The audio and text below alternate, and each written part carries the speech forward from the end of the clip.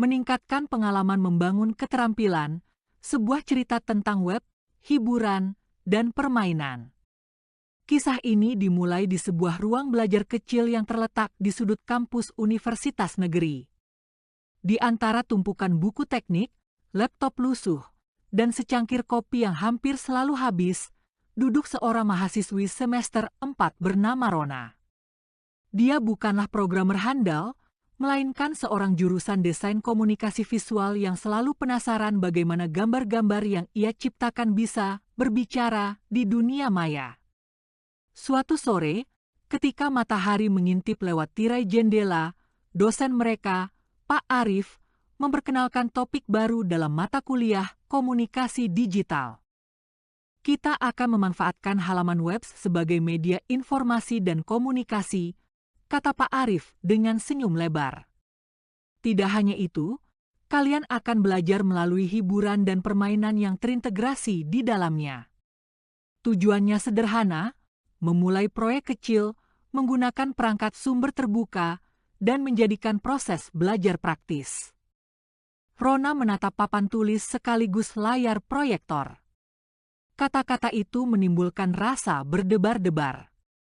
Ia pernah melihat situs-situs elegan, namun tidak pernah menciptakan satu pun. Di dalam benaknya, muncul pertanyaan, apakah aku mampu membangun sesuatu yang bukan sekadar gambar statis, melainkan sebuah ruang interaktif yang dapat mengedukasi sekaligus menghibur? 1. Menyusun ide dan tujuan. Rona pulang dengan semangat yang menggelora.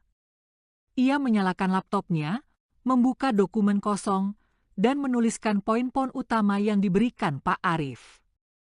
Menggunakan halaman web sebagai media utama. Menyajikan konten hiburan, video, musik, animasi.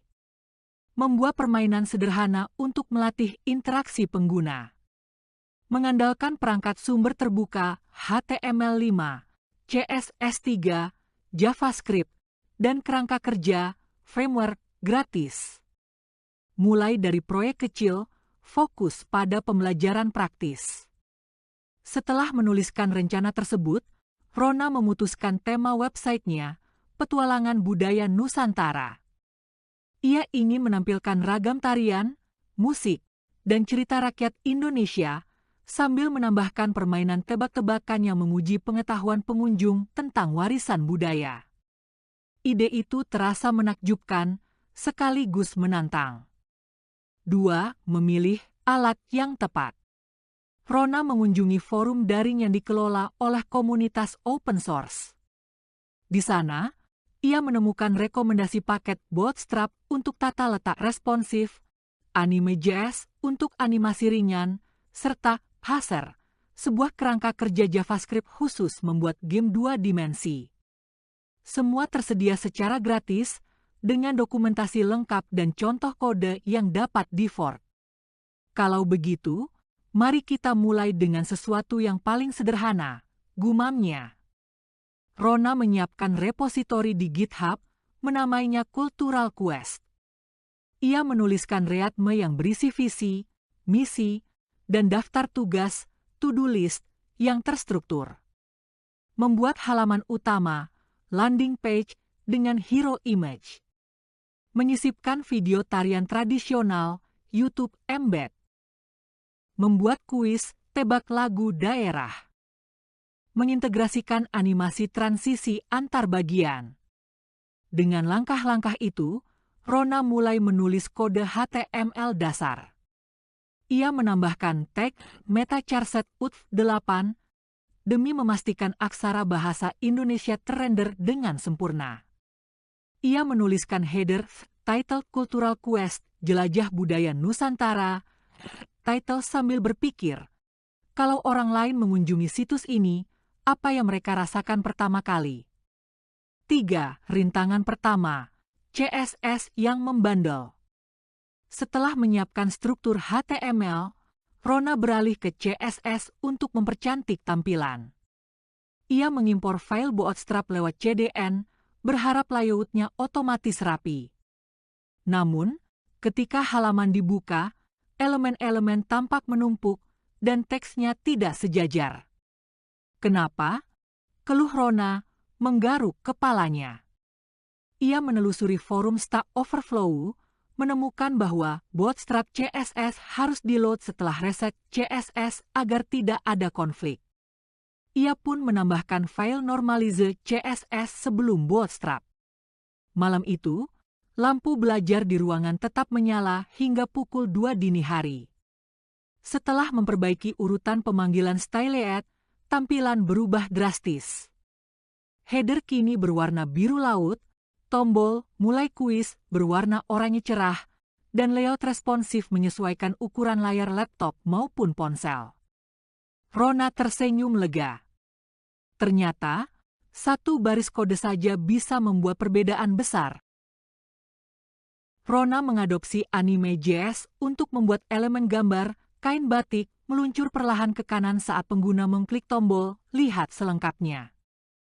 Kode yang awalnya berantakan berhasil dirapikan menjadi fungsi animate batik yang dipanggil pada event onClick. Setelah menguji di beberapa browser, Rona menyadari pentingnya cross-browser compatibility. Ia menambahkan fallback CSS untuk Safari dan memeriksa console log pada Chrome DevTools untuk memastikan tidak ada error. 5. Membangun permainan, kuis, tebak lagu daerah. Bergerak ke bagian permainan, Rona memutuskan membuat kuis sederhana menggunakan Passer 3. Ide kuis: pemain mendengar potongan 5 detik dari sebuah lagu daerah, kemudian memilih judul yang tepat dari 4 opsi. Rona membuat folder assets audio dan menaruh file MP3, keroncong Maluku, gamelan Jawa, angklung Sunda, serta tari piring Padang. Ia menulis skrip Quizkene.js yang memuat audio, menampilkan teks pertanyaan, dan menambahkan tombol pilihan. Setiap jawaban yang benar menambah skor, sementara jawaban salah menampilkan pesan "coba lagi" dalam bahasa yang lucu. Proses debug berlangsung lama. Pada satu titik, game tidak menampilkan tombol pilihan di layar ponsel. Setelah menelusuri dokumentasi Passer, Rona menemukan bahwa scaling mode harus diset ke fit agar elemen UI menyesuaikan ukuran layar. Ia menambahkan baristis scale set mode, Passer scale fit, dan masalah teratasi. Dengan menambahkan leaderboard sederhana yang terhubung ke Firebase real-time database, platform open source lain, pemain dapat melihat skor tertinggi mereka. Rona menyadari bahwa meski tujuan awalnya sederhana, proyek ini kini menggabungkan banyak teknologi modern. 6. Menguji, memperbaiki, dan menerima masukan. Setelah 2 minggu kerja keras, Rona mengundang beberapa teman sekelas untuk uji coba beta. Mereka mengakses situs melalui ponsel, tablet, dan laptop. Berikut beberapa umpan balik yang diterima. Animasi batik terasa agak lambat di ponsel lama. Rona menurunkan durasi animasi dari 1500 ms menjadi 800 ms bila mendeteksi perangkat dengan CPU rendah. Suara musik terkadang terpotong ketika saya scroll. Rona menambahkan audio pause pada event on scroll dan memanggil audio play kembali saat pengguna kembali ke bagian musik. Kuis terlalu singkat, saya ingin lebih banyak pertanyaan. Rona menyiapkan file John Questions John yang berisi 20 pertanyaan, sehingga kuis dapat diputar berulang dengan pertanyaan acak. Setelah melakukan perbaikan, Rona mengunggah versi final ke GitHub Pages, sehingga situs dapat diakses publik melalui URL https://namoser.github.io/cultural-quest/. 7. Refleksi. Apa yang telah dipelajari? Saat melihat tampilan situsnya yang kini menampilkan hero image menakjubkan, video tarian mengalir mulus, musik mengiringi, dan kuis yang mengundang tawa, Rona merasakan kepuasan yang sulit diungkapkan dengan kata-kata. Ia menuliskan catatan di jurnal pribadi. Saya memulai dengan ide sederhana, menampilkan budaya Indonesia lewat halaman web. Namun, selama proses, saya belajar lebih dari sekadar kode. Saya belajar tentang pentingnya komunikasi visual yang menyatu dengan interaksi, tentang bagaimana hiburan dapat menjadi sarana edukasi, dan tentang komunitas open source yang selalu siap membantu. Setiap tantangan, baik itu CSS yang membandel atau bug di parser, mengajarkan saya ketekunan dan kreativitas. Rona juga menyadari bahwa pengalaman membangun keterampilan tidak hanya berasal dari keberhasilan akhir, melainkan dari setiap langkah kecil. Menulis satu baris kode, membaca dokumentasi, bertanya di forum, dan memperbaiki error yang muncul. 8. Dampak pada komunitas. Tidak lama setelah peluncuran, situs Cultural Quest mendapatkan perhatian di media sosial kampus.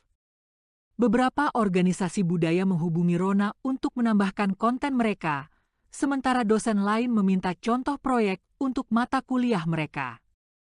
Pak Arif, dosen yang memulai semua ini, menyampaikan pujian dalam pertemuan kelas. Rona telah menunjukkan bagaimana halaman web dapat menjadi media informasi, hiburan, dan permainan sekaligus. Ini adalah contoh nyata dari pembelajaran praktis yang kami harapkan dari proyek open source. Karena sejak awal, ia belajar bahwa setiap proyek kecil bahkan yang dimulai dari tingkat sederhana dasar adalah batu loncatan penting untuk pembangunan keterampilan yang berkelanjutan. Epilog.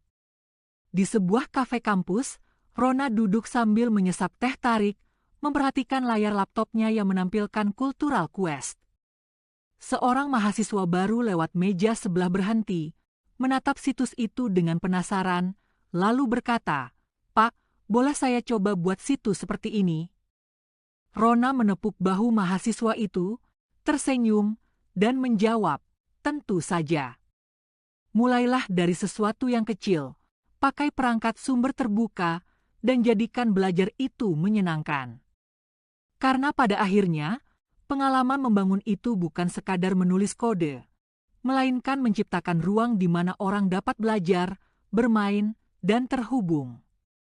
Dengan kata-kata itu, Rona menutup bab pertamanya dalam dunia pengembangan web, sebuah bab yang mengajarkannya bahwa informasi, hiburan, dan permainan dapat bersatu dalam satu halaman, sekaligus menjadi pintu gerbang bagi siapa saja yang ingin memulai perjalanan mereka sendiri.